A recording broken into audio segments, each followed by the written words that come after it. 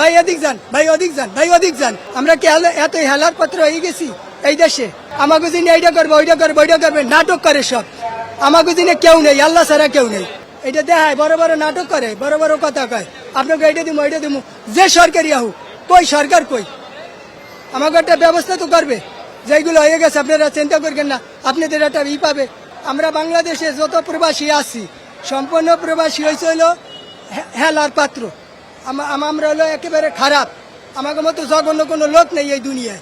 প্রবাসী গেলে মানুষের, বিদেশে মানুষের নাতি খাই, গুদা খাই। এনে ফ্লাইটটা ক্যান্সেল হয়ে গেল, এই ফ্লাইটের জন্য আমাকে তো কিছু দেবে, আমাকে একটা হেফাজত করবে সরকারের, গভর্নমেন্টের তরফ থেকে, যে আপনাকে ব্যবস্থা আমরা করবো। আপনারা চিন্তা করবেন না। সৌদি আরব যাওয়ার জন্য এসেছি, flight Jeddah, Dhaka two Jeddah. যাত্রীদের জন্য সমস্যা হচ্ছে আপনার আসার জন্য যে আসবো এটা সমস্যা হচ্ছে, এবং এখানে আসার পরে যে ফ্লাইট মিস হইলে তাইলে তো ভোগান্তি। কবে ফ্লাইট চালু হয় এটা আমরা সঠিক বলতে পারি না।